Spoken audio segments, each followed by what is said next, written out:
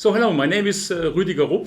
I'm a professor at the Heidelberg University Hospital. I'm heading a section which is called Experimental Neurorehabilitation at the Spinal Cord Injury Center at the University of Heidelberg. And I'm in the business for now 26 years, taking care of people with spinal cord injury and their rehabilitation, in particular, the rehabilitation of motor functions.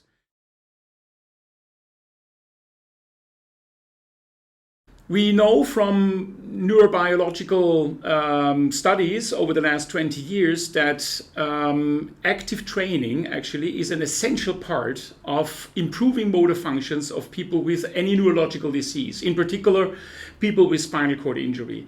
And robotic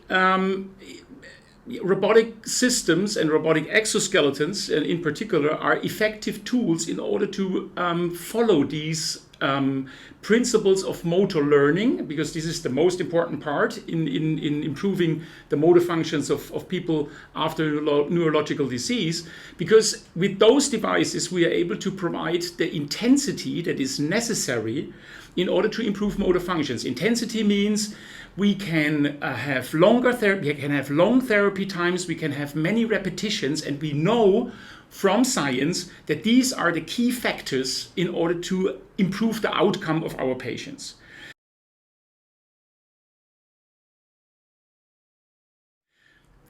But exoskeletons are not only beneficial for the patients, but they are also beneficial for physiotherapists. I can tell you, I did treadmill trainings with the patients, manually assisting the stepping movements for myself many years.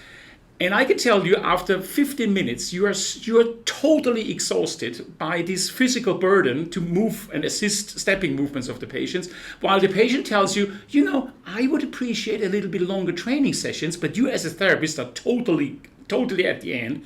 And so exoskeletons help in order to provide this necessary intensity, and they are a beneficial device not only for patients, but also for therapists. Our technology that we are using at the moment these are large devices, mainly related then to clinics. We have treadmill-based systems. And so there is really a limitation that this technology is not available in every hospital that is dealing with the rehabilitation of people with motor impairments. And this is, I think, is really bad, because we need devices that can be used in every hospital, maybe also by users at their homes. And these are the limitations that the current technology actually have.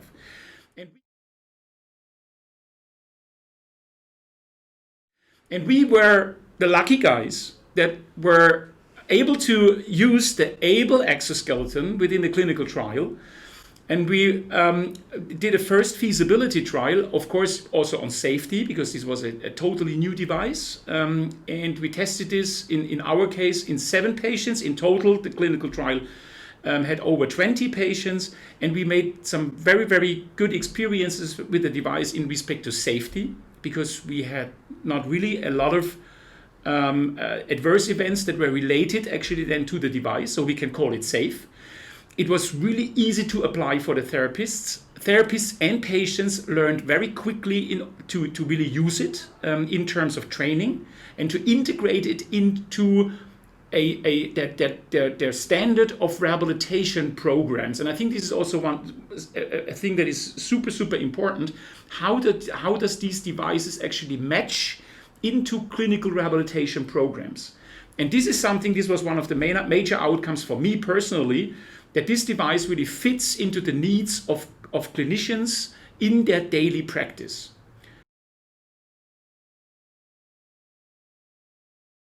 Of course, where there is light, there are also shadows.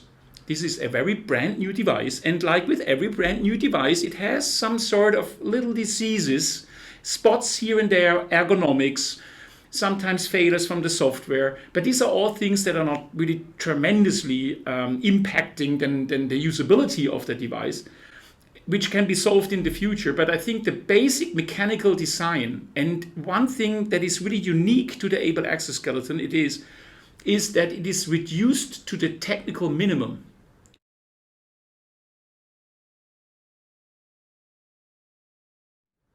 You might you might say, well, but then this maybe lacks innovativeness. No, it is exactly the right approach because it limits costs, it makes it more robust actually than the system.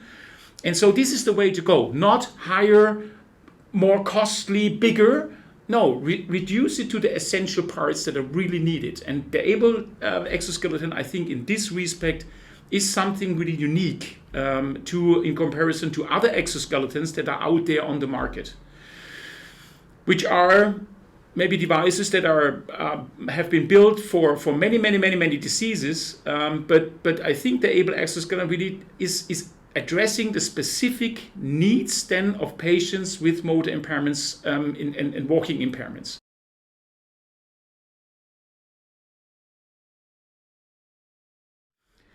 So will these devices really make a difference then in the future of rehabilitation? I think it will. And the reason for this is the aging population, at least in industrial countries. Aging population does not only mean that the patients are getting older, but also the therapists are getting older. And we need actually robotic systems in order to be able that one therapist is able to provide this kind of intensive motor learning therapies to many patients.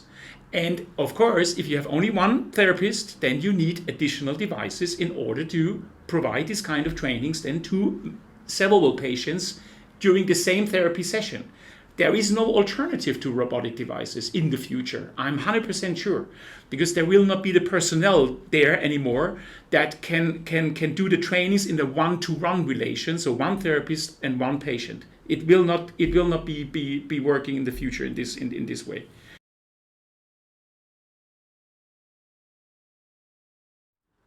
So of course the question is, are patients really interested also in these kind of devices? And yes, they are. They are looking for innovative therapies because technology nowadays is everywhere. They have it in their pockets, you know? They know how to use actually their iPhones, their smartphones. And this is actually these devices are expanding our possibilities. And I think that exoskeletons or more in a more general way, technology that improves mobility, let's call it like this. People are asking for this, and people are realizing that this might be really a game changer actually then in their life.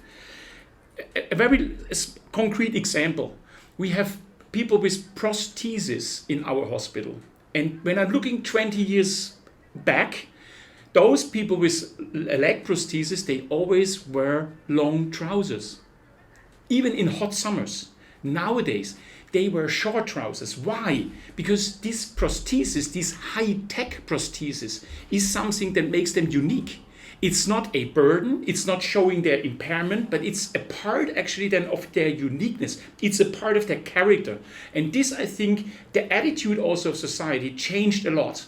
And so does the attitude of patients towards technology. Technology is a really important part of their life, and it is also, why should it not be an important part also of their rehabilitation, overcoming the physical disability? This is a world, if you look outside, this is a world that is made for pedestrians. It is not a world made for wheelchair users. You always come to your limits then when you use a wheelchair. You don't actually come to limits when you're in an upright position and use your two-legged ambulation. And this is something that exoskeletons in the future, maybe not now, but in the future, and they have the potential actually then to achieve these kind of achievements. And that's important. That really makes a difference than to people.